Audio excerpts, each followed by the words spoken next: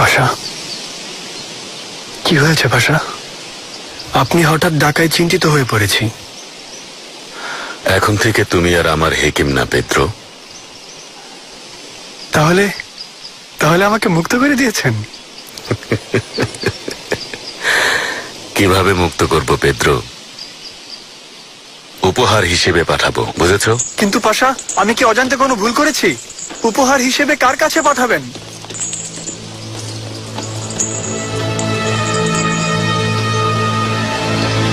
শাহজাদি, senior Pedro এখন থেকে আপনার সেবা করবে। খুশি হয়েছে মেহমেদ পাশা, অনেক ধন্যবাদ।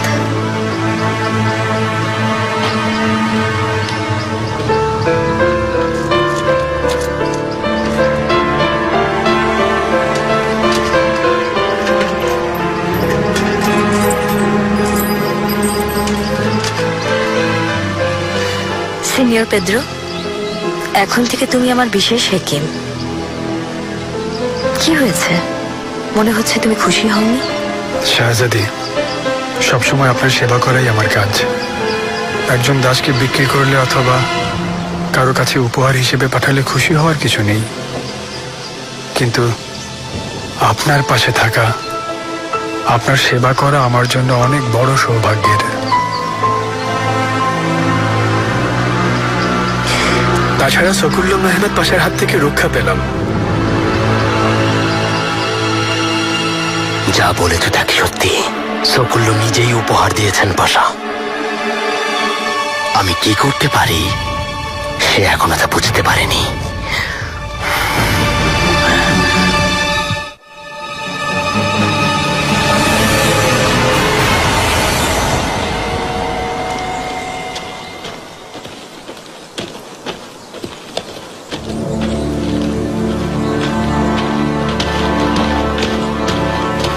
শাহজাদি,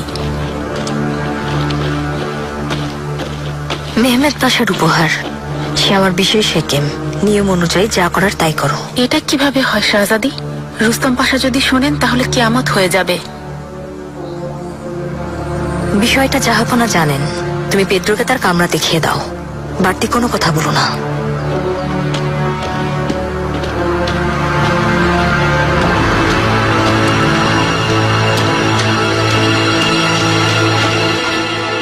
আপনার জাহাজের জন্য বন্দরে জায়গা বরাদ্দ দিতে হবে।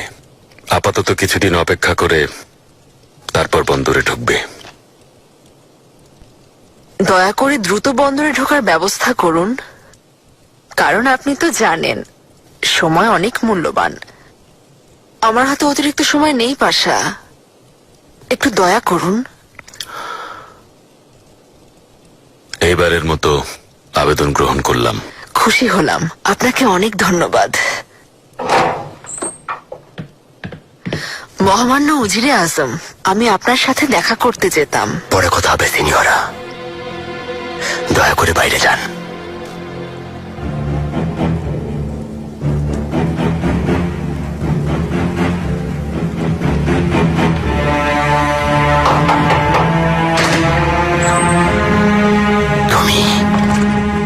তুমি আসলে কি করতে চাও সকুল্লো? কোন উদ্দেশ্যে আমার স্ত্রীকে তুমি ওই দাস উপহার হিসেবে দিয়েছ? জাহাপনা অনুমতি দিয়েছেন পাশা। আর এতে অস্থির হওয়ার কি আছে আমি বুঝতে পারছি না। তাছাড়া সে তো বহুদিন থেকে শাহজাদির সেবা করছে। এই লোককে প্রাসাদে দেখতে চাই না তা তুমি জানো সকুল্লো। তুমি এসব জেনে শুনে করছো। শাহজাদি ওর কারণে সুস্থ হয়েছেন দেখে আমি এই উপহার ওনাকে দিয়েছি। জাহাপনাও শাহজাদিকে এই উপহার দেয়ায় অনেক খুশি হয়েছেন।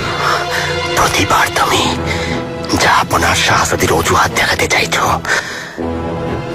কিন্তু সব সময় তুমি অজুহাত দেখাতে পারবে না, সুযোগ দেব না। তুমি সীমা ছাড়িয়ে গেছো সকুল্লো। তোমাকে এমন ঝামেলায় পড়তে হবে কোন ধরনের অজুহাত দেখিয়ে পার পাবে না।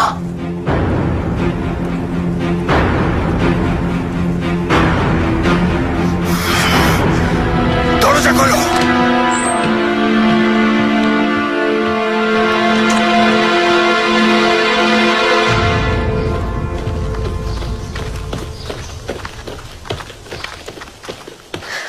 এটা একদম ঠিক হচ্ছে না।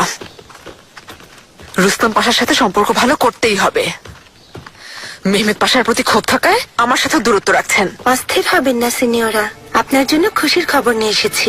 আমাদের জাহাজ বন্দরের কাছে চলে এসেছে।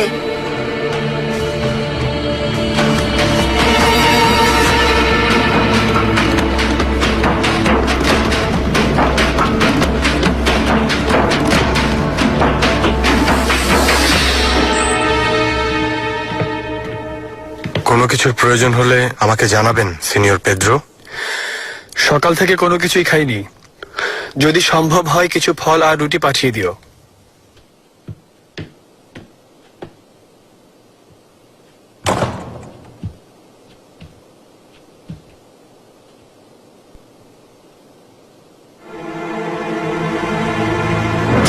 খুব সুন্দর একটা কামরা।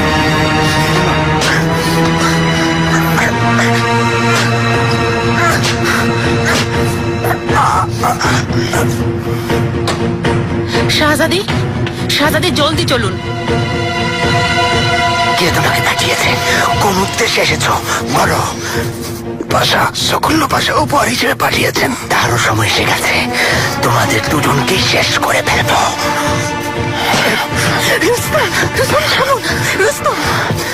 আমি এটা করতে চাইনি মেয়েরিমা। সে এবং সকল্য আমার মাথা খারাপ করে দিয়েছে। শান্ত হন, রুস্তম থামুন। ওকে মুক্তি দিলাম, মুক্তি দিলাম, মুক্তি দিলাম।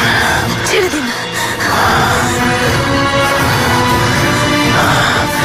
সত্যি মুক্ত করে দিয়েছেন? সে এখন স্বাধীন। যদি ওর বিন্দু মাত্র ক্ষতি করেন, আপনাকে আদালতে পাঠাবো। একজন অপরাধী হিসেবে আদালতে যেতে হবে। যদি তাকে হত্যা করেন, জাহাপনার শাস্তি থেকে আপনি কখনো রক্ষা পাবেন না।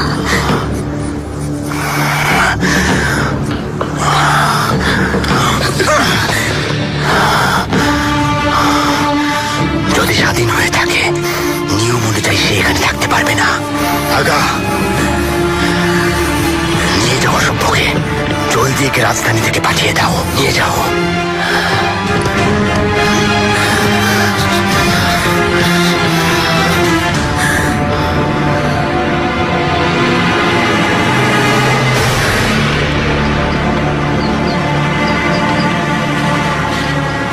আমি যতদূর জানি শাহজাদা, এই সেই মেয়ে, দেফনে হাতুনের বোন আন্না। দেখতে ওর বোনের মতো।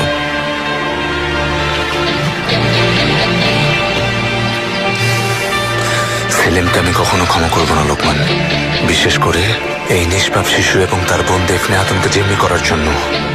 কোনো বাধা, কোনো আইন আমাদের এই যুদ্ধ থামাতে পারবে না।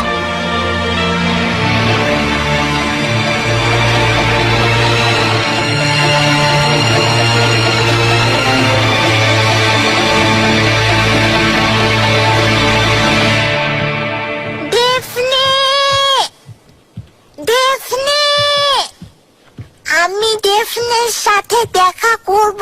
দরজা খোলো, তোমাকে আদেশ করছি। শাহজাদি, ওই বিশ্বাসঘাতককে মা ভাবছেন।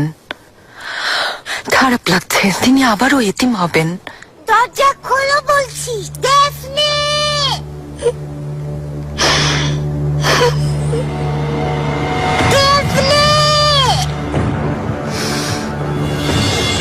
সম্ভব না শাহজাদি। শাহজাদা বেয়াজিদ কাউকে ওর সাথে দেখা করতে নিষেধ করেছেন। বাবা কেন নিষেধ করেছেন? কি অন্যায় করেছে? তা আপনাকে বলতে পারবো না শাহজাদি। শাহজাদিকে কামরায় নিয়ে যাও।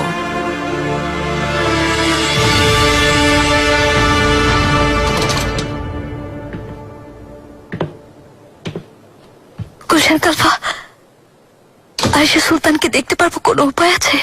এটা কখনো সম্ভব না। এখন কান্না করতে তোমার লজ্জা করে না হাতুন? আগে তোমার মনে ছিল না? গুলশান কালফা, তোমাকে অনেকবার বলেছি, আমার ছোট বোনের কথা ভেবে ওকে বাঁচানোর জন্য করতে বাধ্য হয়েছি। ভালো কাজ করেছো। শাহজাদাকে বিষ দিয়ে তোমার কি লাভ হয়েছে? হ্যাঁ, ওই নূরবানু শয়তান কোনো প্রমাণ না রাখার জন্য আগেই তোমার বোনকে মেরে ফেলেছে।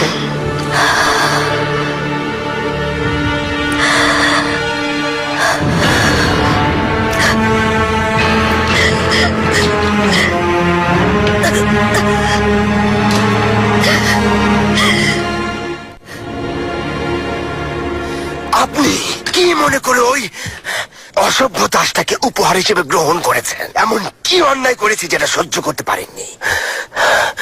আমাকে বলুন, এদিকে তাকান, আমার দিকে তাকান।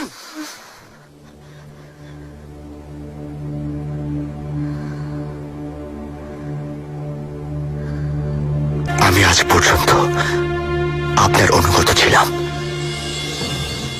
আপনার প্রতিটি কথা আমার কাছে অনেক মূল্যবান ছিল, কিন্তু আপনি সব সময় আমাকে ঘৃণার চোখে দেখেছেন। দীর্ঘদিনের স্বামী স্ত্রীর সম্পর্কের কথা আপনি ভুলে গেছেন। মেহেরিমা,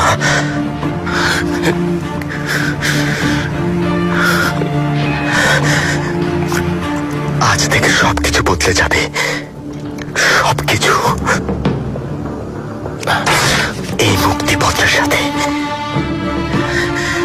আমিও আপনাকে ভালোবাসা থেকে মুক্তি দিলাম। আপনার প্রতি যে ভালোবাসা এবং আনুগত্য ছিল, আজ তা শেষ হয়ে গেছে।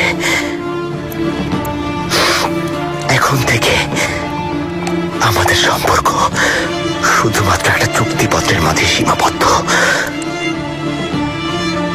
কখনো আমাকে দুর্বল ভেবে কিছু করতে যাবেন না মেহেরিমা।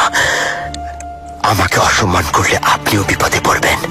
আমার গর্দান গেলেও তার পরোয়া করব না, কথাটা মনে রাখবেন।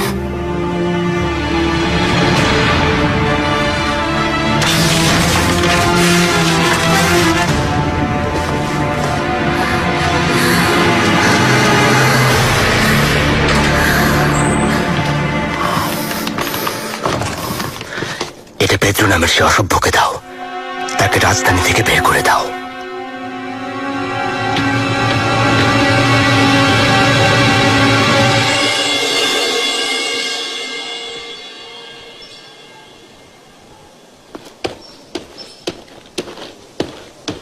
সিনিয়র, রুস্তম পাশা পাঠিয়েছেন।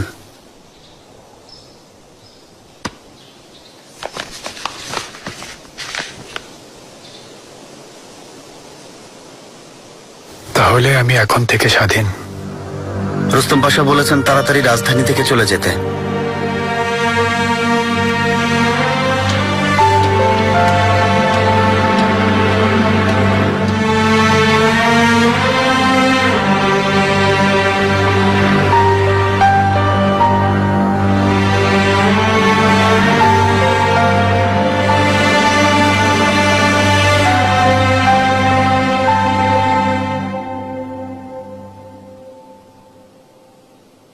কত শুকিয়েছে সুলতানা, হয়তো ভালো হয়ে গেছে। আল্লাহকে ধন্যবাদ। আমি আগেই জানতাম অস্থিরতার কারণেই এমন হয়েছে। এসো।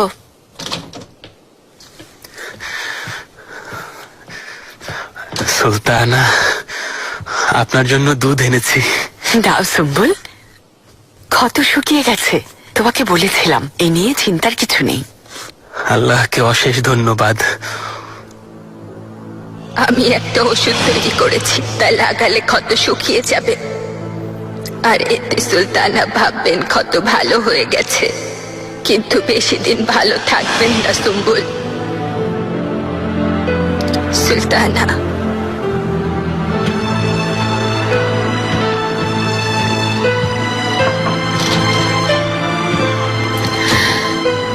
এখন আমার শুধু একটাই চিন্তা সুম্বুল, আমার শাহজাদারা। ওদের দুজনের ভুল বোঝাবুঝি দূর হয়ে গেলে শান্তিতে ফিরতে পারবো। ইনশাআল্লাহ সুলতানা, ইনশাআল্লাহ।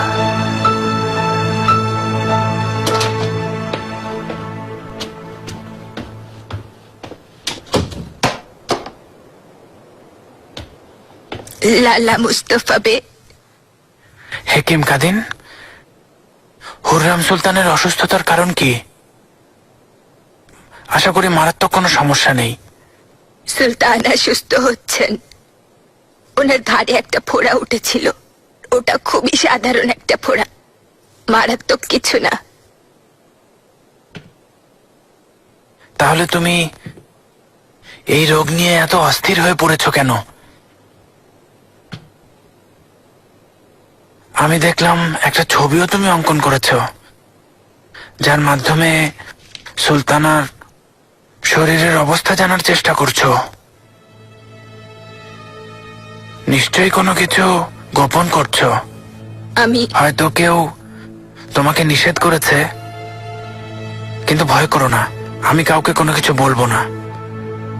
দেখো হাতুন, আমি এই প্রাসাদে জাহাপনার প্রতিনিধি হিসেবে কাজ করছি। জাহাপনার কাছে কিছু গোপন করলে তা যদি তিনি জানতে পারেন, আগে তোমার গর্দান নেওয়া হবে। লালা আমাকে সুম্বুল আগা গোপন রাখতে বলেছে। হুররাম সুলতানের অবস্থা খুব একটা ভালো না। সুলতানা একটা দুরারোগ্য রোগে আক্রান্ত হয়েছেন, তিনি বেশি দিন নেই।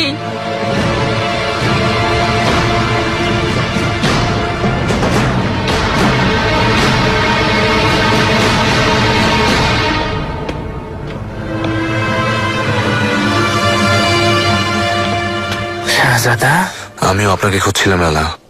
আমার কি রোগ হয়েছে আপনি কি কিছু জানতে পেরেছেন? হাজার শুক্রিয়া। মারাত্মক কোনো সমস্যা নেই শাহজাদা। আমি হেকিম কাদিনের সাথে কথা বলেছি, সুলতানা সুস্থ আছেন। কিছুদিন ধরে অনাকাঙ্ক্ষিত ঘটনাগুলো নিয়ে চিন্তিত হয়ে তিনি অসুস্থ হয়ে পড়েছেন। এ কথা শোনার পর আমি একটু শান্তি পেলাম।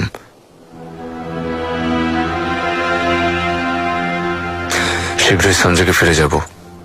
আপনি সেলিমের কাছে আছেন, আপনাকে ওর পক্ষে নেওয়ার চেষ্টা করবে, কিন্তু আপনার উপর সম্পূর্ণ আস্থা আছে। আমি ভুল বলছি না তো লালা?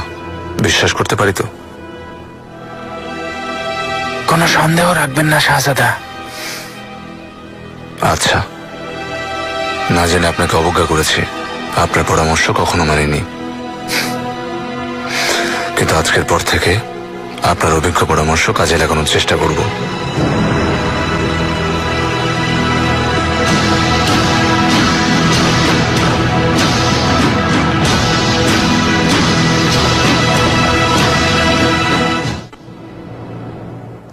বেয়াদবি ক্ষমা করবেন শাহজাদি, কিন্তু আমি নিশ্চিত ছিলাম রুস্তম পাশা সিনিয়রকে এখানে মেনে নেবেন না। তাও ভালো হুররাম সুলতান এখানে নেই, তিনি শুনলে কি বলতেন। আজ পর্যন্ত আমার মতের বাইরে যায়নি। ওনার পছন্দ মতো বিয়ে করেছি। রুস্তমকে ওনার আর বেয়াজিতের জন্য আমি মেনে নিচ্ছি। বিচ্ছেদ চাইলে অনেক আগেই তা করতাম। বহু বছর হলো আমারও কারোর সাথে একটু প্রাণ খুলে কথা বলতে ইচ্ছে করে। ওর সাথে কোনো সম্পর্কে জড়াতাম না। আমি শুধু ওকে পাশে রাখতে চেয়েছিলাম। এতে খারাপ কি ছিল?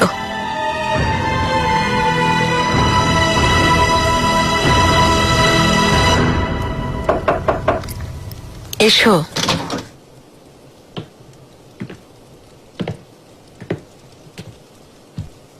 আম্মা, বসো।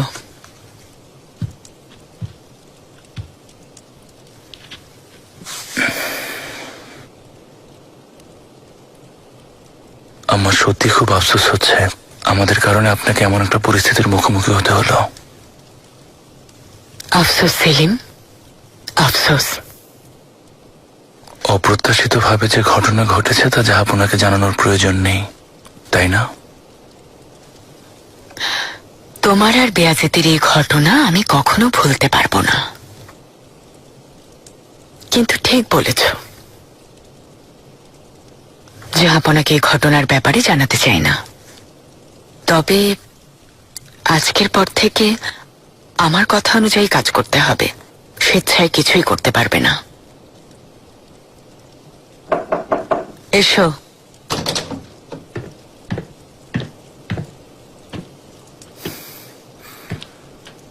আমাকে কেন ডেকেছেন বুঝতে পেরেছি আম্মা। আমি চলে গেলেই ভালো হয় আম্মা। থামো, বসো।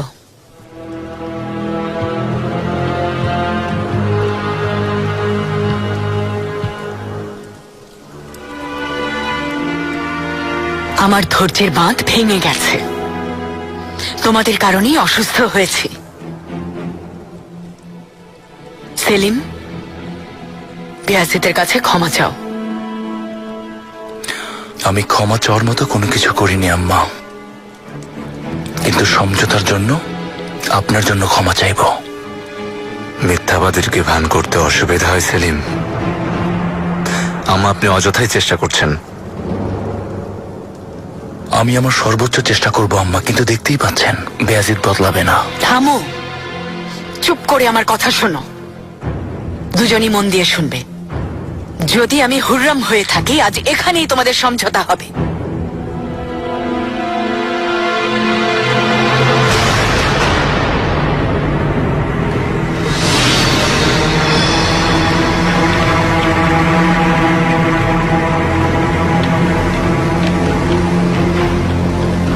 আলো লাগবে না, কেউ দেখে ফেলবে। এসো।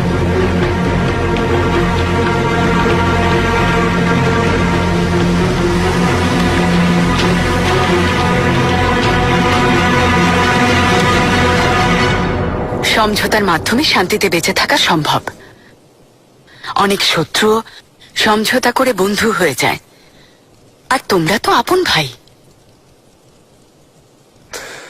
আম্মা, আপনার কথা বুঝেছি, ভালোভাবেই বুঝেছি, কিন্তু মানুষ যদি একবার বিশ্বাস হারিয়ে ফেলে, আর সেই বিশ্বাস জোড়া লাগানো সম্ভব হয় না। তবু আপনার কথা ভেবে সেলিমের সব অন্যায় আমি ভুলে যাব, কিন্তু এরপর যদি সে ষড়যন্ত্র করে, আমাকে আল্লাহ ছাড়া কেউ থামাতে পারবে না।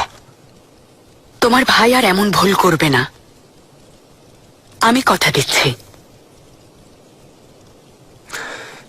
আরো একটা কথা, সেলিম কোথায় যে হাতুনকে পাঠিয়েছে তার ছোট বোন এখানে, তাকেও আমি আমার সাথে নিয়ে যাব।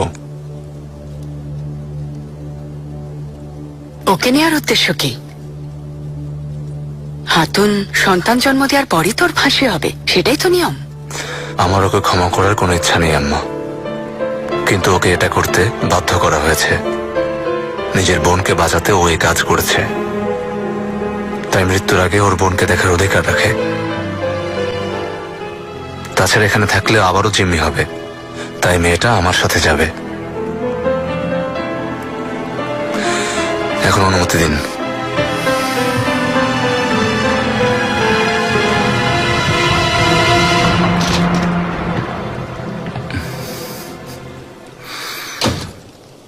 বেয়াজিদ কত দয়াবান, বোঝার চেষ্টা করো।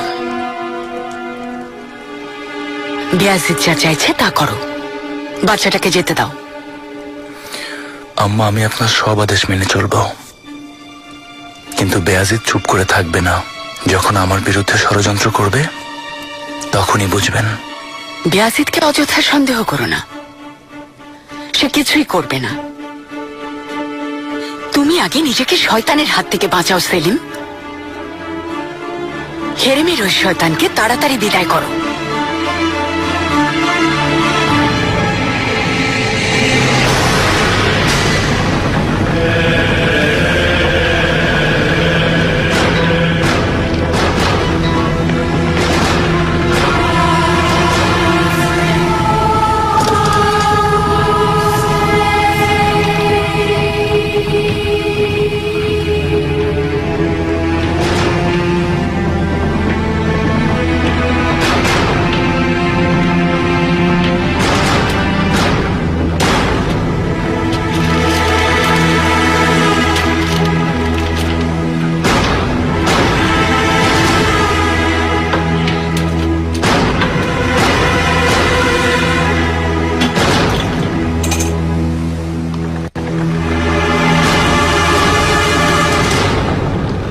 স্বাগতম আমার ভাই ও বোনেরা।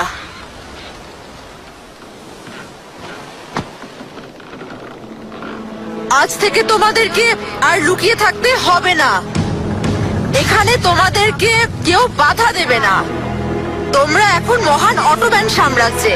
এখানে তোমরা সবাই স্বাধীন, ধর্ম পালনেও, নিরাপত্তা নিয়েও ভয় নেই তোমাদের। ধন্যবাদ সিনিয়রা, সৃষ্টিকর্তা ভালো রাখুন।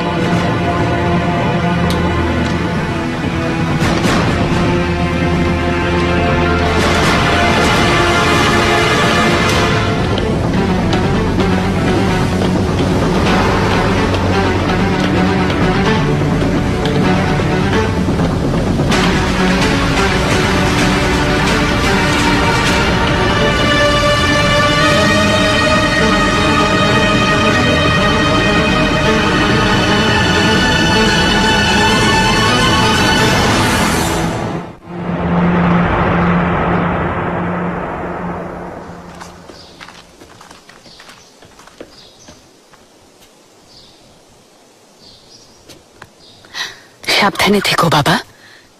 আমি কখনো চাই না তোমার বা সেলিমের কারো কোনো ক্ষতি হোক।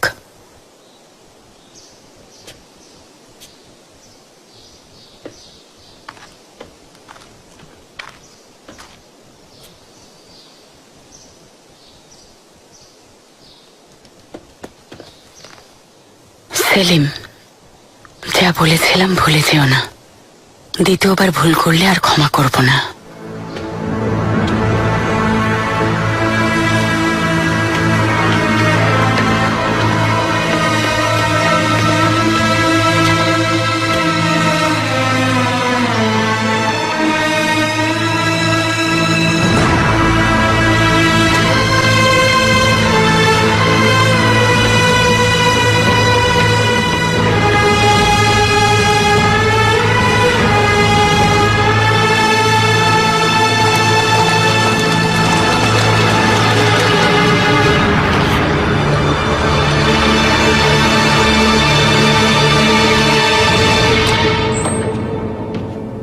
অবশেষে বিদায় নিলেন। শাহজাদাকে হুররাম সুলতানের কাছ থেকে দূরে রাখতে হবে। যা চাইছেন তা সহজে হবে না।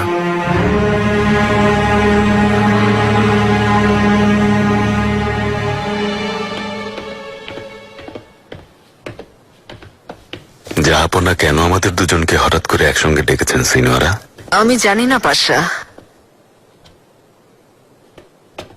পাশা, সকুল্লু, সিনিয়রা। পাশা,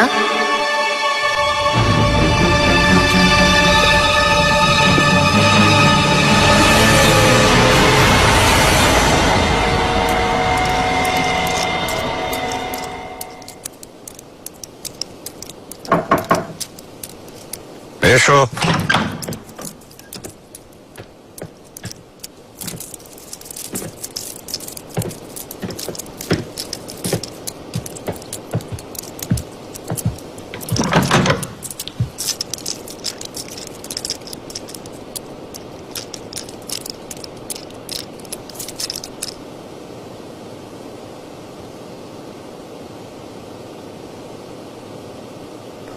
মেহমেদ পাশা, যা ঘটেছে তাকে তুমি জানতে?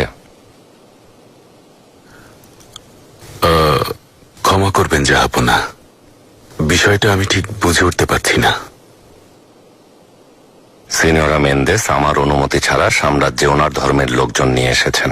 পণ্যের পরিবর্তে মানুষ নিয়ে এসেছেন। আমি এর কিছুই জানি না জাহাপনা। সিনিয়রা, আপনি কোন সাহসে এমন কাজ করলেন? মহামান্য সুলতান সুলেমান খান, দয়া করে কৈফিয়ত দেওয়ার সুযোগ দিন। বলুন সিনিয়রা, আপনাকে এখানে সেজন্যই ডেকে এনেছি। আশা করি যুক্তিসঙ্গত কোনো কারণ আছে।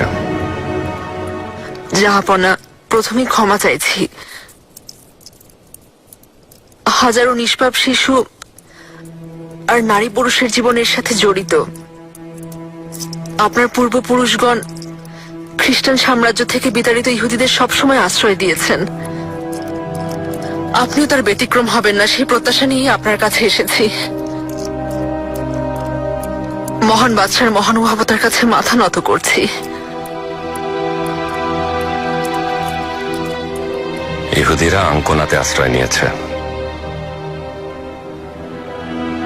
আমিও তাদের প্রজা হিসেবে ঘোষণা দিয়ে ইহুদিদের মুক্ত করে দিয়েছি এবং তাদের মালামাল ফিরিয়ে দেওয়ার জন্য পোপকে সতর্ক করে দিয়েছি। সমস্যা তাদের ইহুদি ধর্মাবলম্বী হওয়ার কারণে না, বরং খ্রিস্টান ধর্ম গ্রহণ করার কারণে কারাবন্দী করা হয়। তাদের জাহাজে করে মাল্টায় নির্বাসনে পাঠানো হয়েছে। তারা আমার 24 জন লোককে পুড়িয়ে মারে। খ্রিস্টান সাম্রাজ্য এখন আমাদের জন্য মৃত্যুপুরী। আপনার সাম্রাজ্যই আমাদের জন্য একমাত্র নিরাপদ স্থান জাহাপনা। আমি আসার পথে সেটা বুঝতে পেরেছি। ওদেরকে আবার ফেরত পাঠাতে ভয় পাচ্ছি। সেখানে ফিরে গেলে ওদের মৃত্যু অনিবার্য। পোপ এমন সাহস করলো কিভাবে? নিজের ধ্বংস টেনে আনতে চাইছে। আমাকে না জানিয়ে তাদেরকে নিয়ে এসে অনেক বড় ভুল করেছেন সিনিয়রা। আপনার কাছ থেকে এমনটা আশা করিনি। ক্ষমা করুন জাহাপনা, আমাকে ক্ষমা করে দিন।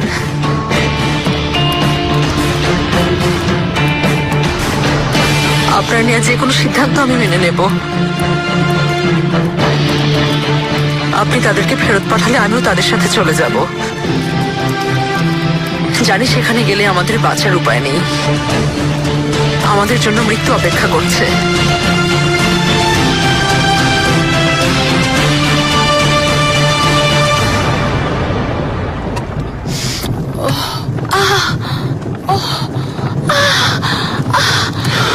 সুলতান,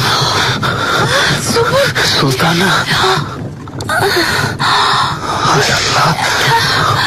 জাহাপনা, সিনিয়র মেন্দেসের ব্যাপারে আপনার সিদ্ধান্ত শুনে অবাক হয়েছে। উনি যা করেছেন ভালো করেননি। সিনিয়ররা যা করেছে ভুল করেছে, কিন্তু আগত ইহুদিদের আমরা ফেরত পাঠাবো না রুস্তম। বরং ভেনেদিকে বন্দী ইহুদিদের মুক্তির ব্যাপারে পোপের সাথে যোগাযোগ করা হবে। সে যদি আমাদের কথা না শোনে তাহলে বিপদে পড়বে। তাছাড়া আমার এই সাম্রাজ্যে ইহুদিরা স্বাধীনভাবে ধর্ম পালন করবে, নিজেদের ভাষায় কথা বলবে রুস্তম। ভুল হলে ক্ষমা করবেন জাহাপনা। এটা অব্যাহত থাকলে ভবিষ্যতে ফলাফল খারাপ হতে পারে। আগত ইহুদিরা বিভিন্ন সমস্যা তৈরি করবে, দেভলেতি আলিয়াতি বিশৃঙ্খলা তৈরি করবে।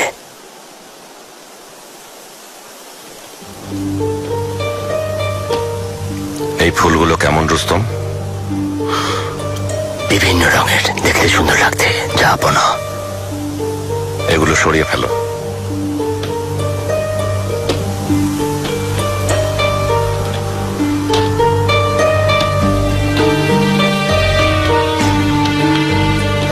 এখন দেখতে কেমন লাগছে? আগেই বেশি সুন্দর ছিল জাহাপনা। আল্লাহ ভিন্নতা পছন্দ করেন রুস্তম। তা না হলে এক রঙের ফুলই সৃষ্টি করতেন, এক রঙের পাখি আর একই রঙের মানুষ। কিন্তু আমরা সবাই এক একজন এক এক রকম। আগে টেবিলটা আরো ভালো লাগছিল, কারণ বিভিন্ন রঙের ফুল এই টেবিলে একসাথে ছিল। আমার এই অটোম্যান সাম্রাজ্যেও বিভিন্ন ধর্মের, বিভিন্ন ভাষার মানুষ থাকবে। খ্রিস্টান, মুসলিম, ইহুদি সহ সবাই মিলে মিশে সুখে শান্তিতে বাস করবে, ঠিক এই ফুলগুলোর মতো। কারো মধ্যে কোনো বৈষম্য থাকবে না।